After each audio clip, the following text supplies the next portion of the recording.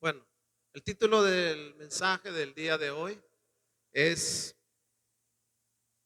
seguimos con la serie y el título del mensaje es, Dios me dio. ¿Alguien me ayuda? No, hermanos, ahí está proyectado. ¿Dios me dio qué? Su perdón. Dios me dio su perdón. No sé de dónde sacaron lo de Nueva Vida, eso fue la semana pasada, pero bueno. Dios me dio su perdón y la serie se llama Lo que Dios me dio. Y dentro de lo que Dios me dio está muchas cosas que hoy vamos a entender.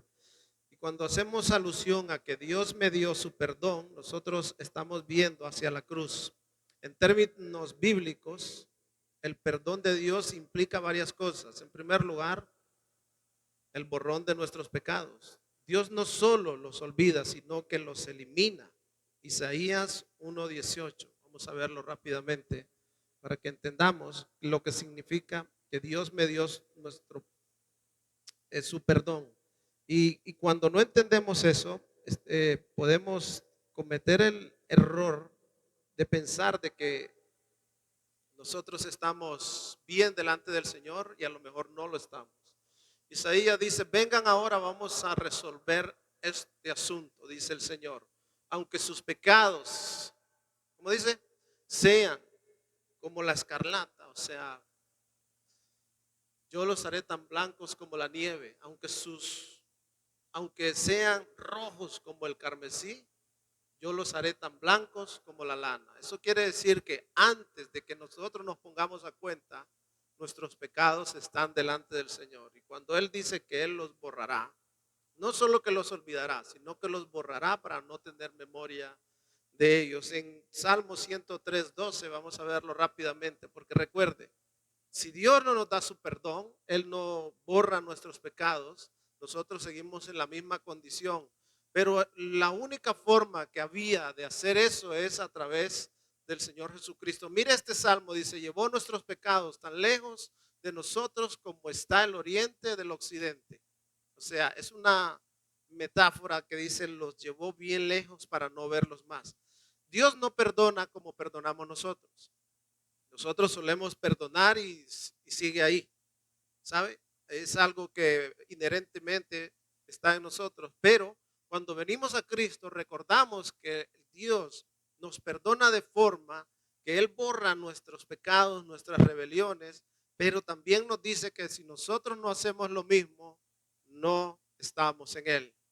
Por lo tanto, si usted todavía no se ha puesto a cuentas con Dios, Él dice hoy en Isaías 1:18, vengan ahora, pónganse a cuentas hoy. Entonces, vengan ahora, vamos a resolver este asunto. ¿Quién dice? El Señor. Aunque sus pecados sean los más negros, los más inmundos, esto nos debe de dar la tranquilidad a nosotros de que no importa lo que hayas hecho, no importa la cantidad de barrabasadas, de cosas malas que hayas hecho, si vienes ahora, te pones a cuentas con Dios, Él promete que limpiará tus antecedentes y delante de Él tendrás una nueva cuenta.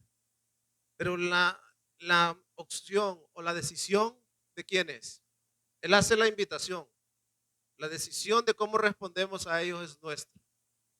Si usted dice hoy, yo vengo hoy, Señor, y a arreglar mis cuentas, usted tiene que tener un cambio de vida y debe de empezar a vivir esa vida que Dios quiere que vivamos. Entonces, en términos bíblicos, el perdón implica varias cosas. En primer lugar, que Dios borra nuestros pecados. En segundo lugar, Dios nos reconcilia, te vuelve a acercar a Él por completo. En segunda de Corintios 5:18 y 19 vamos a verlo. Porque el pecado hace que nosotros tengamos una barrera delante del Señor que nos impide acercarnos a Él. Perdón, segunda de Corintios 5:18. Segunda de Corintios 5:18 y 19 dice, y todo esto es un regalo de Dios, quien nos trajo de vuelta a sí mismo por medio de Cristo, y Dios nos ha dado la tarea de reconciliar a la gente con Él. Una vez que nosotros, escúcheme bien, hemos borrado, el Señor ha borrado nuestros pecados, nos ha hecho una nueva criatura y nos ha dado vida nueva, nosotros tenemos una tarea. ¿Cuál es esa tarea? Volvemos a leer 18. Hay una tarea. Y todo esto es un regalo de Dios. No tiene nada que ver con mis propios esfuerzos, ni de quién soy yo, ni lo que yo hago. Esto es un regalo de Dios. Y dice, quien nos trajo de vuelta a sí mismo por medio de Cristo. Y Dios nos ha dado la tarea de reconciliar a la gente con Él. Siguiente versículo. Pues Dios estaba en Cristo reconciliando al mundo consigo mismo, no tomando más en cuenta el pecado de la gente, y nos dio a nosotros este maravilloso mensaje de reconciliación. Mira, escúchame bien, si pasas 10, 20 años en la iglesia sin entender que fuiste llamado con un propósito, pierdes el tiempo. La tarea que tienes que más enfocarte, ok, está bien, debo trabajar, ¿sí o no? Por supuesto. ¿Debo de estudiar? Por supuesto que sí. Pero tienes un- una misión de parte de Dios. Él no borra tus pecados, no te deja limpio para que tú te quedes en una quietud y que todos tus familiares o las personas que te rodean se vayan al infierno sin que tú abras la boca y digas, Él lavó mis pecados en la cruz y también quiero hacerlo contigo. Él te ha dado una tarea. Si tú estás enfocado en algo de este mundo, es tiempo como de reflexionar y decir, ¿qué estoy haciendo con mi tiempo? Porque el que Dios nos dé la vida y haya ido a la cruz por nosotros, tiene un significado, es que Él nos ama, pero Él también quiere que nosotros amemos a los demás como a nosotros mismos. Entonces, tenemos esa tarea. Si hemos sido limpiados, debemos hacer lo que Él quiere. Entonces, implica varias cosas. Primero, borra nuestros pecados, nos reconcilia con Él y nos encomienda una tarea. Nos da una nueva identidad. Romanos 8:1. Ya no eres visto como un culpable, sino como un hijo amado de Dios. Fíjese bien. Romanos 8:1 dice, por lo tanto, ya no hay condenación para los que pertenecen a Cristo Jesús. ¿Cuántos dicen amén? Ya no hay condenación para los que pertenecen a Cristo Jesús. Pero si tú todavía, escúchame bien, no perteneces a Cristo Jesús, tú estás bajo condena. Si sales por esa puerta, te pasa algo, oyendo para donde quiera que vayas, déjame decirte que está establecido que te vas a presentar delante del trono blanco y vas a ser juzgado. Por eso Él dice, vengan y pónganse a cuenta conmigo hoy. Hace más de 2000 años, Jesucristo pagó el precio para que usted y yo pudiéramos estar en paz con Dios. Y el mundo es testigo. Hace más de 2000 años y hace 3000 años el salmista David profetizaba acerca de Jesucristo. 500 años antes el profeta Zacarías también profetizaba acerca de que vendría alguien que llevaría nuestros pecados. Con muchísimo tiempo. Por eso el Señor dice, ¿quién como yo que anuncio las cosas por venir con muchos años de antelación? Y eso lo hace para que se cumpla la escritura. Entonces, mire, hoy estamos finalizando lo que es más conocido como la Semana Santa. Pero la Semana Santa tiene varias implicaciones. En esa semana, déjeme decirle que fue una semana bastante crucial en el ministerio y en los últimos días del Señor Jesucristo. En principio solo se celebraba el viernes, el Pesa, que es la fiesta judía, que recordaban la liberación de Egipto. Solo se celebraba ese día, pero luego la cristiandad le fue añadiendo más días en conmemoración a los actos que llevó el Señor Jesucristo en esa semana. Y empezamos, ¿cuándo empieza la Semana Santa? ¿Qué día se empieza celebrando? El domingo. ¿Y cómo es conocido ese domingo? Ese es el domingo de Ramos, ¿no? La Semana Santa no es solo una tradición cultural ni un feriado religioso, es el recordatorio más poderoso de que Dios nos dio el regalo más grande, su perdón, a través de Cristo Jesús. Cuando usted vea la Semana Santa o cuando se aproxime la siguiente Semana Santa y usted todavía tenga vida, no se le olvide nunca que esas fechas fueron escogidas por Dios para redimir, para dar perdón a todos aquellos que iban camino de la perdición. Entonces, no es solo el acto de, ay, qué bonito, nos vamos para el pueblo, comemos ciruelas, mango y nos vamos al río. Eso está bien, ¿sí o no? A mí me gusta. De hecho, hace un par de Semanas Santas he estado por allá, donde es la tía Lidia, y me gusta. Pero, pero debe recordarnos que no solo se trata de ir a compartir con la familia, se trata de recordar que alguien pagó por mis pecados. Y cuando nosotros perdemos de vista todo eso, el enemigo quiere que eso pase. Ha hecho muchos disfrutes. Ya amplió la Semana Santa para que haya muchos. Mire, hoy, en este día, muchos ya no contarán la Semana Santa. ¿Por qué? Porque los días los usan para el desenfreno, para ir a emborracharse, drogarse, fornicar, adulterar y hacer todo. El mundo celebra la Semana Santa de esa forma. Y los que son más religiosos agarran sus estatuillas y las cargan en sus hombros sin ningún significado para ellos, sin ninguna enseñanza al respecto. Pero nosotros debemos de recordar que el día que el Señor Jesucristo fue a la cruz por nosotros, lo hizo pensando en mí. ¿Estoy haciendo entender?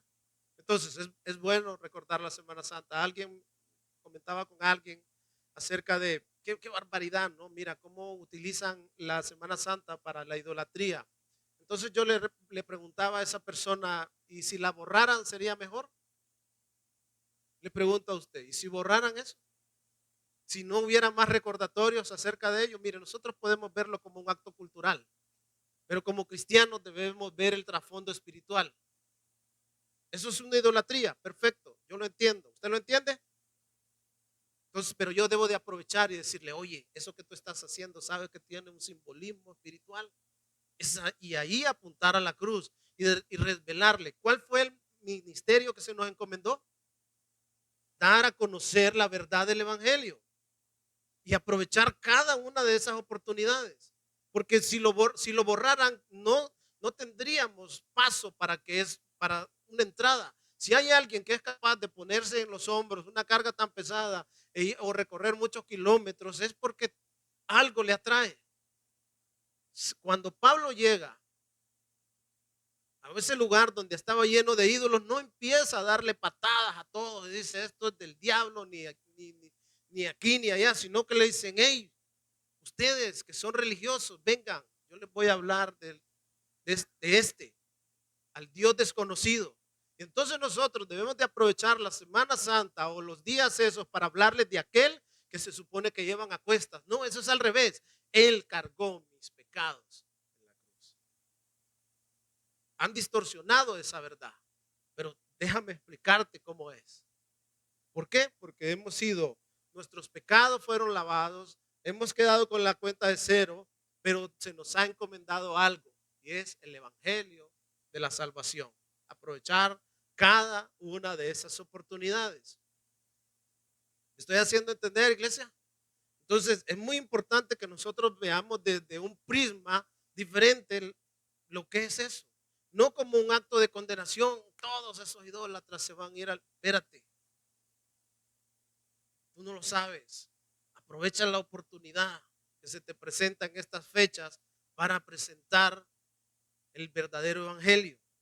Eso es lo que debemos de hacer, pero debemos de enfocarnos, de estar preparados para cuando llegue cada una de esas oportunidades.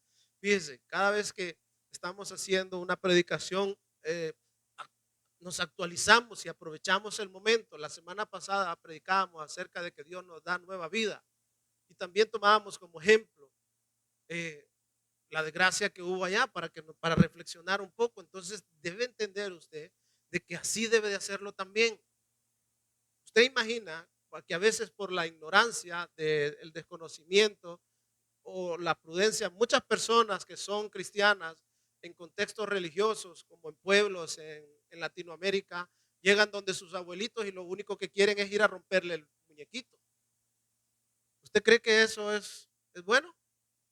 No, en vez de, ok, voy a ir a pasar la Semana Santa donde mis familiares, y sabes que voy a ir e intentar explicarles lo que esto significa, pero no a golpes, no destruyendo, sino, ¿me hago entender? Entonces, no perdamos el enfoque. La palabra del Señor nos dice que Él nos da una nueva identidad en Romanos 8:1. ¿Qué es esa identidad que Él nos da? Por lo tanto, ya no hay condenación para los que pertenecen a Cristo Jesús. Ya no, o sea, nosotros no llevamos la culpa en nosotros, pero sí nos tiene que decir a nosotros que los que no están en Cristo Jesús tienen una condena. ¿Y sabe cómo se llama esa condena? Castigo eterno. Castigo eterno. Y debe de preocuparnos si un familiar de nosotros, si su mamá, si su hijo, si su hermano va camino del castigo eterno. Gloria a Dios por los que ya entendieron el mensaje. Gloria a Dios porque usted ya tiene vida eterna y está considerado un hijo de Dios y tiene una nueva identidad. Pero también es una oportunidad de empezar de nuevo. Tiene, su perdón te liberará del pasado para vivir en libertad. Segunda de Corintios 5:17. Dios borra nuestros pecados, nos da una nueva identidad, nos encomienda una misión, pero nos da la oportunidad de vivir de nuevo. Esto significa que todo aquel que pertenece a Cristo, léalo conmigo, ¿cuántos pertenecen a Cristo? Esto significa que todo aquel que pertenece a Cristo se ha convertido en una persona y la vida antigua y una nueva vida. Mi pregunta es, ¿ha comenzado esa nueva vida? Y si ha comenzado esa nueva vida, ¿hay nuevos enfoques en su vida? ¿Está enfocado en estudiar un poco las cosas de Dios? No un poco, en estudiar las cosas de Dios de forma de que cuando se le presente la oportunidad de presentar el evangelio pueda hacerlo y no tenga que llamar al pastor. ¿Mm? Es usted tiene que edificarse y empezar a tomar sus devocionales y no perder el tiempo, porque déjeme decirle algo. Dios, la palabra del Señor dice que de toda cosa vamos a dar cuentas a Dios. Dios nos ha dado su perdón. Cristo pagó por nosotros para que nosotros tuviéramos una nueva oportunidad, para que dejáramos las viejas costumbres. Bien, porque hemos salido de la idolatría. Pero ¿qué estamos haciendo? Esto significa, o sea, coherentemente, escúcheme bien, que todo el que pertenece a Cristo se ha convertido. Todo el que pertenece a Cristo se ha convertido. ¿Usted conoce a personas que pertenecen a Cristo? Esas personas cambian. Cuando habla de convertir, esas personas cambian.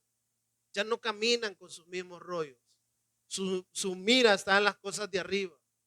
Su humildad, el reconocer sus pecados, el querer lavar sus vestiduras, el querer santificarse cada vez más, eso debe de ser su naturaleza. Pero si una persona que no ha conocido a Cristo, significa que sigue siendo la misma criatura. Significa que pertenece a Cristo, se ha convertido en una persona nueva. La vida antigua ha pasado, una nueva vida ha comenzado. ¿Es posible esto? Por supuesto que es posible. Cristo lo hizo posible. Mire, le voy a hablar un poco acerca de la Semana Santa para culminar explicándole lo que significa para nosotros, lo que debe de significar para cada uno de nosotros. El domingo. El domingo. Más conocido como el Domingo de Ramos. En el año 520 antes de Cristo, Zacarías 9:9 anunció lo siguiente. Fíjese, en el año 520 antes de Cristo, Zacarías 9:9 profetizó esto: alégrate, oh pueblo de Sión, grita de triunfo, oh pueblo de Jerusalén, mira, tu rey viene hacia ti, él justo y victorioso, pero es humilde, montado en un burro, montado en la cría de una burra. Y esas escrituras están ahí, están bajo resguardo del mismo pueblo judío. el que no reconoce a Jesucristo como su Señor y Salvador. Ese domingo que usted conoce, usted ha visto en los buses de Honduras que van todos con un montón de ramas, ¿cierto? Porque lo que pudieron cortaron para hacerle camino al Señor para que entrara a Jerusalén. Ellos pensaban que Él venía a gobernar y a tomar el poder y a echar a los pueblos romanos por la fuerza, pero nada de eso fue así. Se desilusionaron. Ese mismo pueblo que gritaba, que cantaba Salmo 118, que cantaban Hosana, Hosana al Hijo de David. Ese mismo pueblo que le fue anunciado la venida de Él, ese mismo domingo de Ramos, ese mismo domingo que Él entró a Jerusalén, ese mismo domingo Él llegó a recriminarles y a decirle, están convirtiendo la casa de Dios en una cueva de ladrones. Y fue a decirle tantas cosas al pueblo judío que se desquiciaron y planearon su muerte. La entrada triunfal es narrada en Lucas 19:40. No lo vamos a ver por cuestiones de tiempo, pero si quiere anotarlo, anótelo. Él hace la limpieza del templo en Mateo 21:13. Él maldice a esa higuera estéril.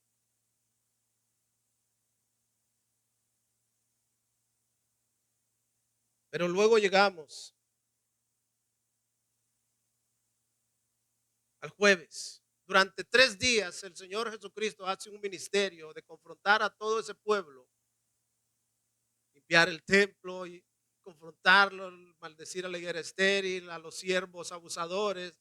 En todo Mateo usted puede ver la narrativa de la última semana del Señor Jesucristo, hasta que llegamos al jueves, más conocido como Jueves Santo.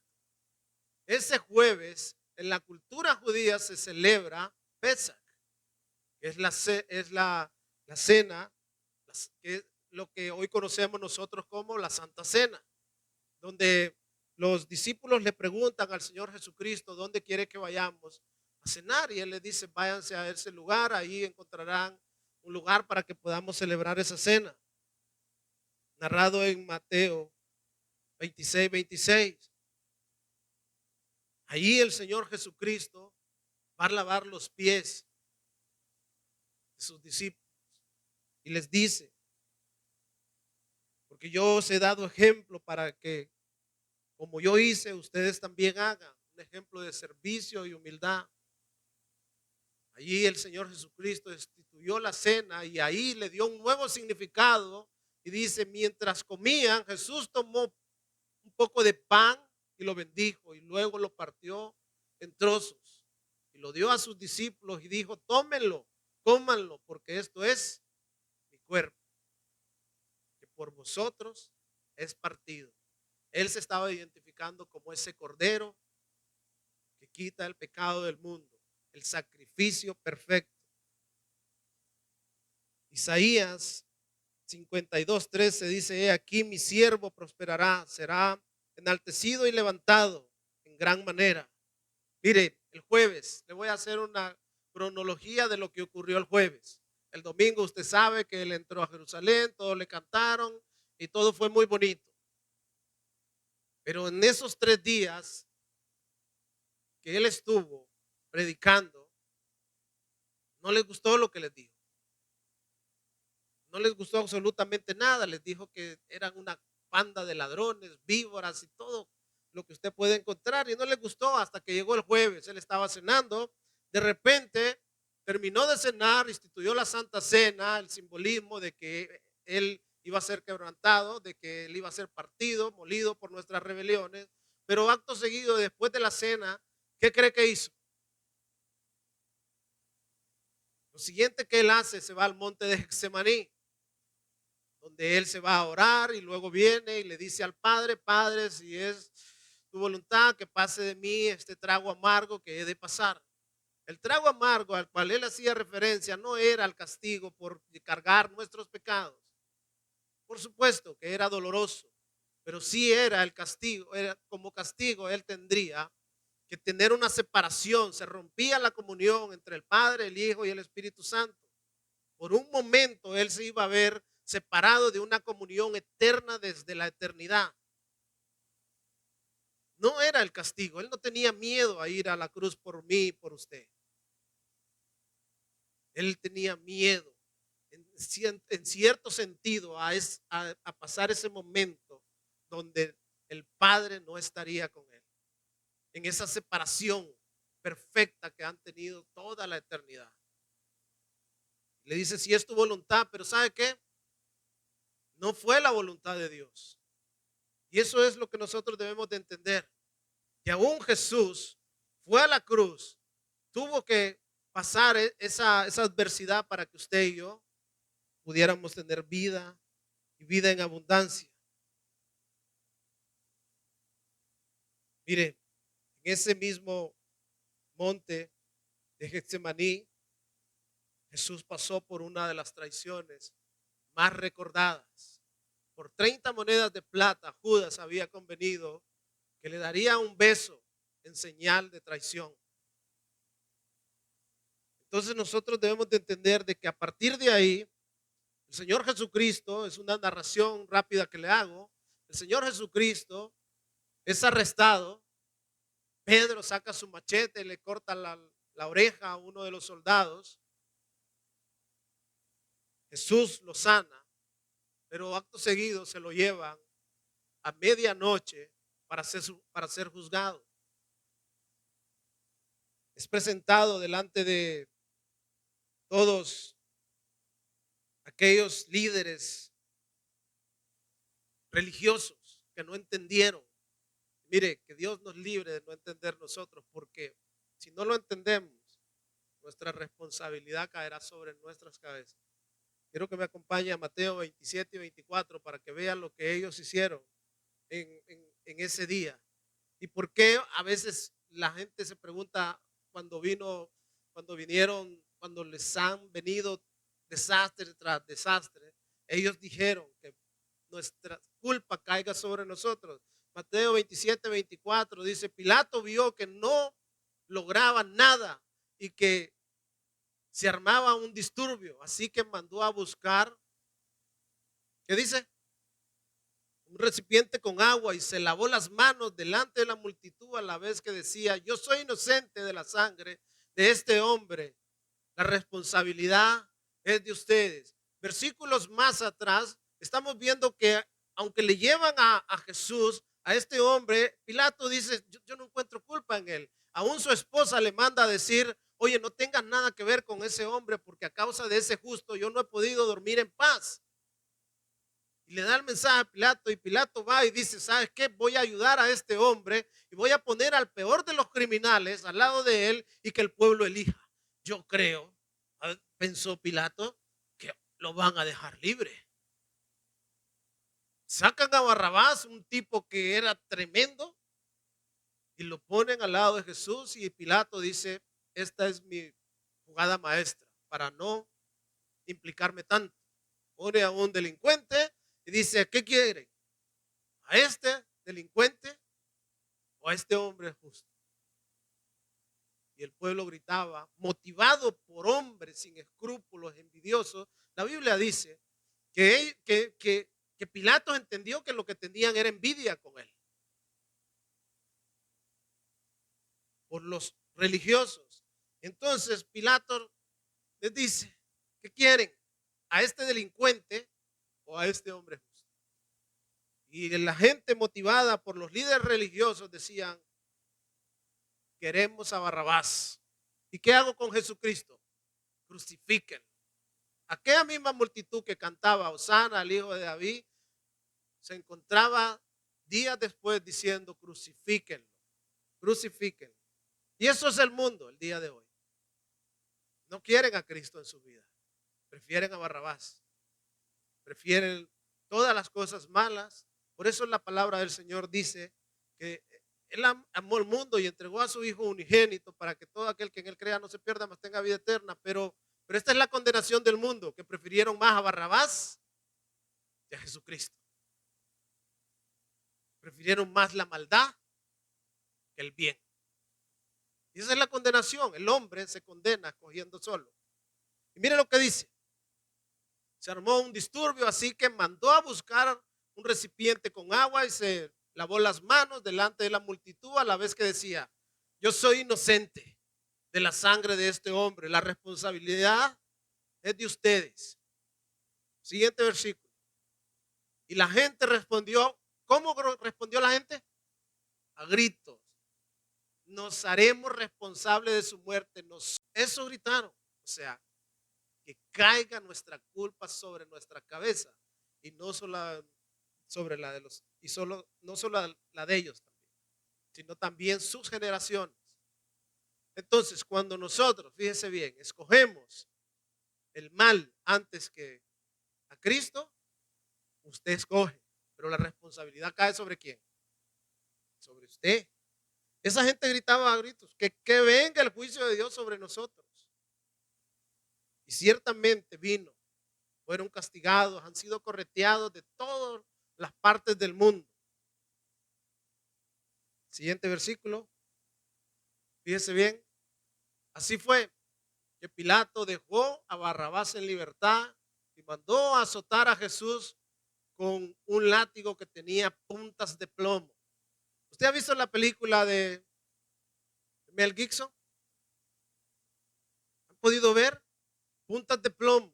En esa película relata bien el sacrificio de Cristo y cómo fue azotado con puntas de plomo y después lo entregó a los soldados romanos para que lo crucificaran. El relato de la crucifixión de Cristo y la violencia que sufrió está documentada.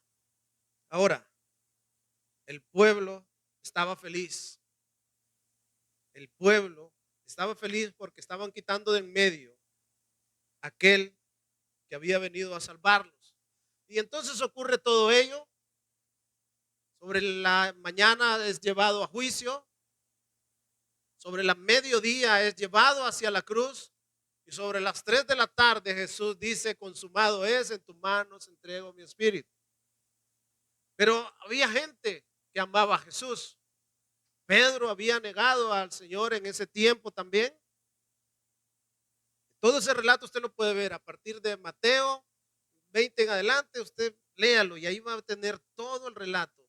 Entonces usted puede ver de que Jesús es traicionado, sus amigos, algunos de sus apóstoles lo niegan, otros se dispersan y él le toca ir a la cruz solo. Llegando a ese momento, él cumple con la misión. Es ahí donde se hace el intercambio. Mi culpa sobre aquel, lo que cantamos. Cayó mi culpa sobre aquel que hoy reina en majestad. Entonces, podemos ver de que llega la muerte del Señor Jesucristo.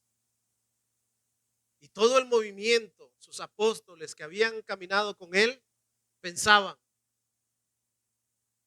¿no era el Rey de Reyes? Entonces ese domingo, como algunos lo llaman, domingo de gloria perdón, sábado de gloria, más bien significa sábado de desenfreno, porque es el día donde más se desenfrena la gente. Pero en aquel tiempo, para aquellos que seguían al Señor Jesucristo no fue así. Fue un día doloroso. Aquellas multitudes que sí realmente amaban a Jesús y que le habían creído, estaban desconcertadas, desoladas. Es un domingo de reflexión. Era el domingo, ¿qué pasó? ¿Dónde está Jesús? Y en eso se basa nuestra fe, en que Jesús resucitó. Porque han habido muchos mártires, han habido muchas personas que han muerto por causas y ellos han muerto y ahí se quedaron muertos. Pero el movimiento que empezó el Señor Jesucristo se basa en el domingo de resurrección. Si el Señor Jesucristo no hubiera resucitado, como dicen Corintios, estamos perdiendo el tiempo. Pero todos esos hombres, escúcheme bien, porque esto es muy importante para que usted entienda o quizás termine de entenderlo ahora. Si ya lo entendió, genial, porque también lo podrá transmitir como lo que es llamado a hacer. Escúcheme bien. Si el Señor Jesucristo se hubiera quedado ahí, en esa tumba donde fueron a enterrarlo, y recordando también que en el trasfondo histórico podemos ver de que los líderes le dijeron, oye, tienes que ir a a tapar la tumba, ponle el sello romano, el cual no se podía abrir bajo pena de muerte, y pon una guardia de soldados romanos para que lo custodien, porque puede que sus discípulos vayan y roben el cuerpo y digan que ha resucitado. Ese era el miedo. Si todo eso acontece, entonces nosotros eh, estaremos en peligro. Y fíjense que ellos hicieron todo. El Pilato les dio todo lo que ellos pedían, lo crucificó, les dio todo porque eran muy revoltosos. La Biblia dice que cuando Pilato vio que la gente estaba revoltosa, pues le daba lo que quería. Esa era la forma romana de apaciguar. Entonces mandó a sellar la puerta, le puso el sello, soldados romanos y todo bien resguardado. Pero las escrituras narran de que hubo un estruendo, hubo un temblor. Los soldados romanos se quedaron atemorizados, paralizados. La tumba estaba vacía. Si nuestra fe, escúcheme bien, si nosotros, si los discípulos no hubieran certificado la resurrección de Cristo, no existiría el cristianismo. Porque el cristianismo está fundado sobre la creencia de la resurrección. Esos hombres creyeron porque vieron a Cristo resucitado. Y escuche bien, ¿quién moriría por una mentira? Todos esos apóstoles y muchas de esas personas fueron tiradas a los leones, decapitados, perseguidos. ¿Quién se atrevería por una mentira? Nadie. Entonces eso testifica de que los testigos oculares de la resurrección de Cristo fueron ciertos. Porque cualquiera, como pasó el sábado de reflexión. Mire, necesitamos entender de que sin resurrección, vana es nuestra fe.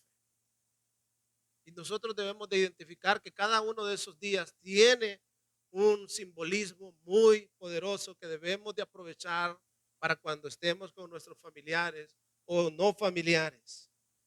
El domingo de resurrección, el sábado de reflexión, el jueves de desolación. Todo eso ocurrió en 3 días.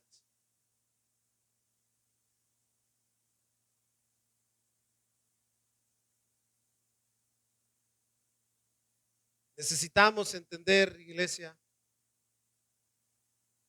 el Salmo 16:10.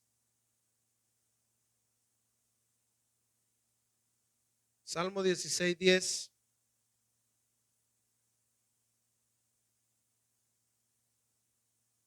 La palabra del Señor en este salmo anunciaba con 1000 años. ¿Quién escribió el salmo? David. 1000 años antes decía: pues tú no dejarás mi alma entre los muertos, ni permitirás que tu santo se pudra en una tumba.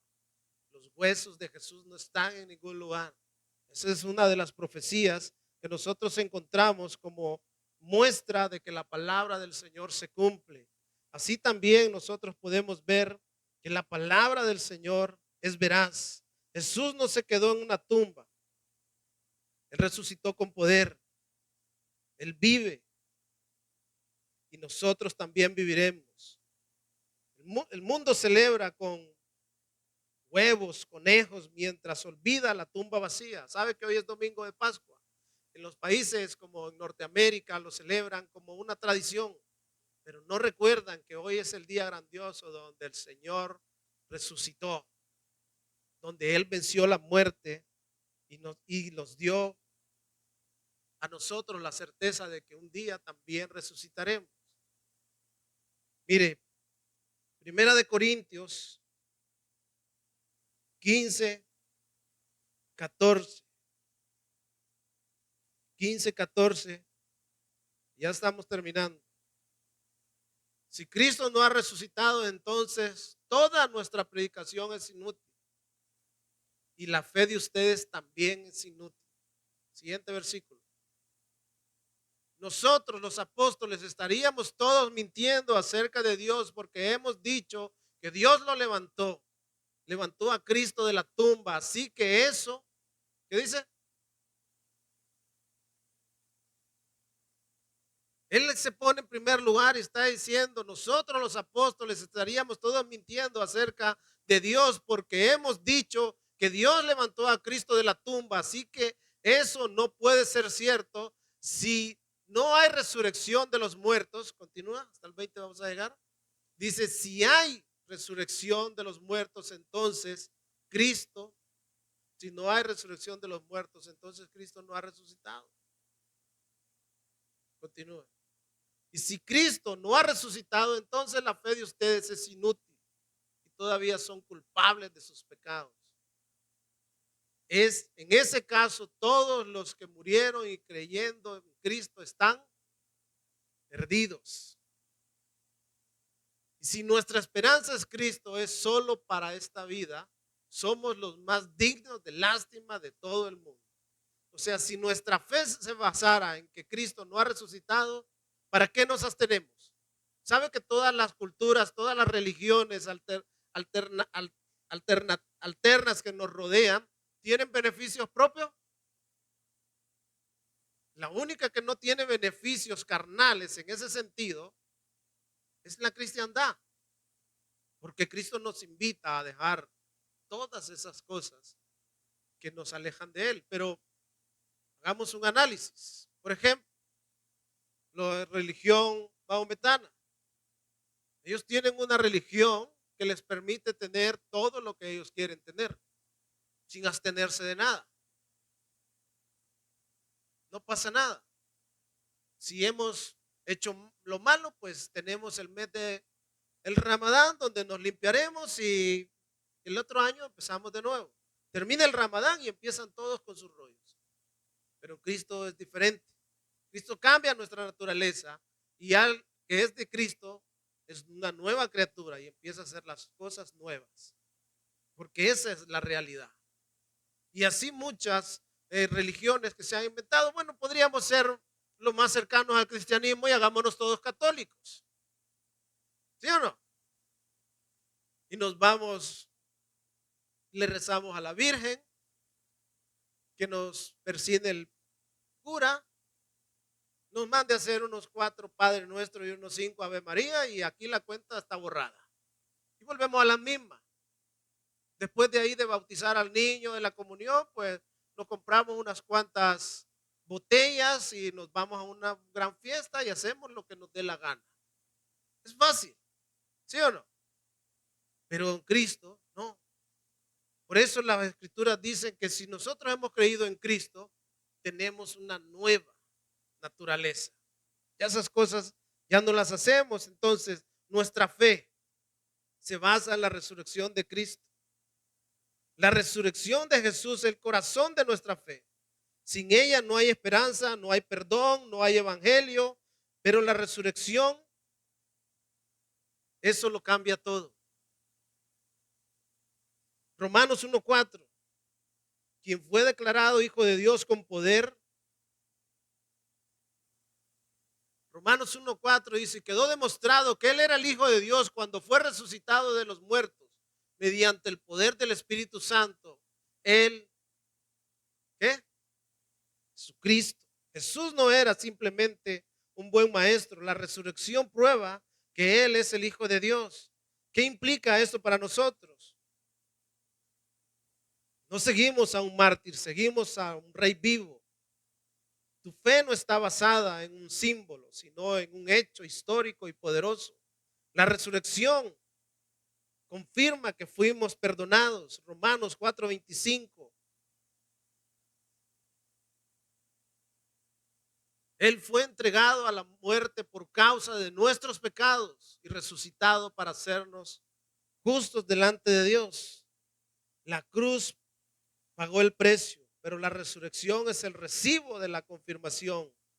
Mire, esto implica para nosotros que no tenemos que vivir con culpa. Si Jesús vive, su perdón está vivo para nosotros también. No importa lo que hayas hecho. No importa absolutamente nada. Si estás en Cristo y si tú vienes a Él, Él borrará todos tus pecados. Te dará una nueva naturaleza. Escribirá tu nombre en el libro de la vida. Él nos hará nacer de nuevo. En primera de Pedro 1:3 dice, nos hizo nacer de nuevo a una esperanza viva mediante la resurrección de Jesucristo de entre los muertos. La muerte ya no es el final. Jesús venció la tumba y promete vida eterna a los que creen en Él. No importa cuán oscura sea veas la vida, la tumba está vacía, Él venció la muerte. Tú también puedes vencer cualquier cosa. Escuche bien, así como los apóstoles y todos aquellos que seguían al Señor Jesucristo se quedaron en un momento de desolación, pensando que ya todo estaba perdido, déjame decirte que no es así. Ellos dijeron, ya se acabó. Todo ese sábado. Ellos pensaron, ya no hay nada que hacer. Volvamos a nuestros trabajos, hagamos lo que hacíamos antes. Ya daban todo por perdido. Pero no es así. Cristo mostró que lo imposible es posible. Aún en nuestras vidas. Él puede darte una nueva oportunidad. Él puede darte nuevas metas. Él puede ser de ti alguien mejor. Pero eso solo si tú realmente crees en Él. Juan 11:25. Él dice, yo soy la resurrección y la vida. El que cree en mí, aunque muera, vivirá. Jesús no solo resucitó, Él es la resurrección. Hoy quiere darte una nueva vida, un nuevo comienzo, una nueva esperanza eterna. Jesús puede decirle a usted, confesar con su propia boca, yo sí creo que tú moriste por mí. Toda la historia cultural, científica o religiosa apunta de que nadie puede decir que eso es mentira. Y los que lo dijeron pagarán el precio por haberlo dicho. Pero, ¿qué hay de nosotros? ¿Qué ocurrirá con nosotros si nosotros confirmamos lo que aquellos falsamente dijeron o creemos en lo que aquellos hombres que entregaron su vida confirmaron? Mire, la palabra del Señor nos enseña que hay malas intenciones de parte del enemigo para que usted y yo no creamos en esa resurrección. Usted puede buscar en Mateo 28 y dice así, pasado el día de reposo en NBL, pasado el día de reposo, al amanecer del primer día de la semana, María Magdalena y otra María vinieron a ver el sepulcro y se produjo un gran terremoto, porque un ángel del Señor descendió del cielo, acercándose, removió la piedra y se sentó sobre ella. Su aspecto era como el relámpago y sus vestiduras blancas como la nieve. Y de miedo, ¿qué dice? Y el miedo que tenían los guardias temblaron y se quedaron como muertos. Hablando el ángel dijo a las mujeres, ustedes no teman porque yo sé que buscan a Jesús. El que fue crucificado no está aquí porque ha resucitado tal como él dijo. Vengan, vean el lugar donde estaba puesto y vayan pronto y digan a sus discípulos que él ha resucitado de entre los muertos. Y él va delante de ustedes en Galilea, ahí lo verán. Miren, se los he dicho. Y ellas, alejándose a toda prisa del sepulcro, con temor, gran gozo, corrieron a dar la noticia a los discípulos. De repente Jesús les salió al encuentro diciendo, saludos. Ellas acercándose, lo abrazaron sus pies y lo adoraron. Esto significa que Él es Dios. Entonces Jesús dijo, no teman y vayan y avisen a mis hermanos que vayan a Galilea, allí les veré. Pero mire la perversión de los guardias. Versículo 11 dice, mientras ellas iban, algunos de los guardias fueron a la ciudad e informaron a los principales sacerdotes de lo que había sucedido. Después de reunirse con los ancianos y deliberar con ellos, dieron una gran cantidad de dinero a los soldados, diciendo, digan esto. Usted puede creer este relato o creer el relato de aquellos hombres que por amor dieron sus vidas en testimonio del evangelio, o creer al relato de hombres impíos que compraron la conciencia de otros hombres para ocultar la verdad del evangelio. Después de reunirse, versículo 12, con los ancianos, deliberaron con ellos y les dieron una gran cantidad de dinero a los soldados, diciendo, digan esto. Sus discípulos vinieron de noche y robaron el cuerpo, mientras nosotros dormíamos. Y si esto llega a oídos de los gobernadores, nosotros convenceremos y les evitaremos, ¿qué dice? Dificultades. Y ellos tomaron el dinero e hicieron como les habían instruido. Y este dicho se produjo exactamente entre los judíos, extensamente entre los judíos hasta hoy. Eso es la verdad que ellos conocen, una verdad corrompida por el dinero. Pero los que testifican son otros. Los que testifican dieron sus vidas. Mire, yo quiero que usted se quede con esta idea central. La resurrección de Jesús es el corazón de nuestra fe. Sin ella no hay esperanza, no hay perdón, no hay evangelio.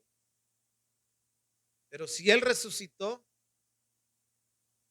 si es verdad que Él resucitó, eso lo cambia todo. Porque así como dijo que resucitaría, resucitó. Pero también dijo que se iba y que volvería para llevarnos donde Él esté. Y si usted está en Cristo, nueva criatura es.